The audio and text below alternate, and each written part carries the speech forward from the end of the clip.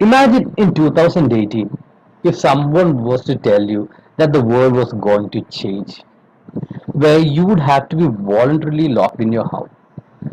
You will be afraid of giving shake hands, and it would be okay to curse in a bus, but it won't be okay to cough. You probably would have laughed at that person, right? Good evening, Toastmaster of the day, fellow Toastmasters and guests. Imagine my shock when that person's prediction come true. On 24th March 2020, our Prime Minister announced a nationwide lockdown to fight the COVID pandemic. I may be the one of the few people who are happy about this. Why? Because I am lazy by choice. Now, the first few weeks of the lockdown was an absolute bliss. Waking up at 11 a.m. was a treat, and I proudly continued that till this date. I was watching and rewatching old comedy movies and enjoying it. Having dinner as soon as possible to get enough rest before going to sleep. Then repeating all these the next day again and again. At first, I had a hunch that a vaccine will be discovered soon and all will be back to normal really soon. But after a few weeks, I came to a realization that this is not going to happen anytime soon. I became bored of my lazy life. I need to find something to do and fast. But what?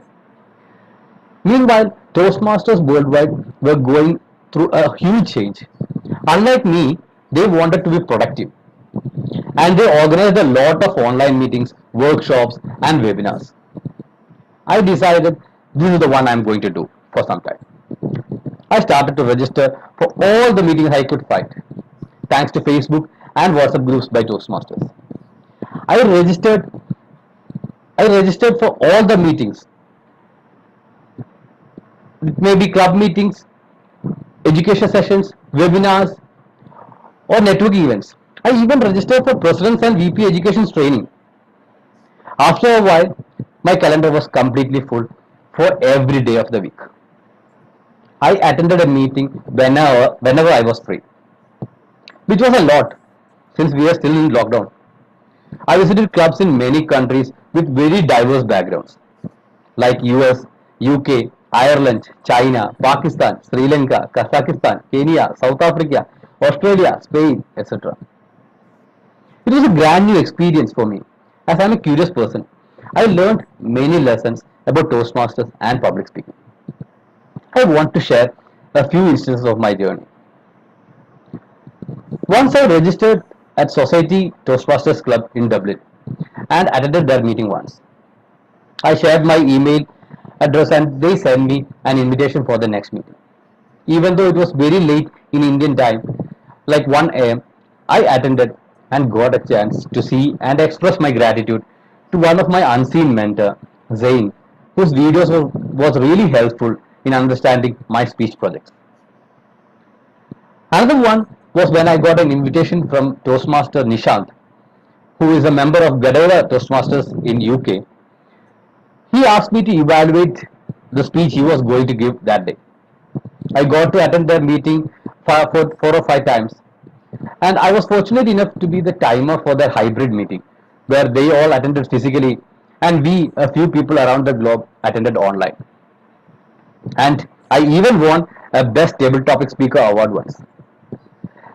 Even now, I seriously doubt their voting system. Another another event was when I got to attend Athens Toastmasters Club in US. There I saw very experienced and passionate Toastmasters who would meet every week and would successfully conduct a meeting even though their online attendance was very low. There were around 5 or 6 members meeting online every week. The meeting went without any problem. Most of them took 2 or 3 roles every day. That is something I should learn to perfect in my future. After our lockdown ended and work started interfering with my lazy life, I could not attend more meetings. But looking back, it was an awesome journey to see and familiarize with many Toastmasters and to learn a lot from them. I often wondered about missing all these if I had never put my foot outside my comfort zone. In the words of Lao Tzu, a journey of 1,000 miles starts with a single step. Thank you, and back to Toastmasters of the day.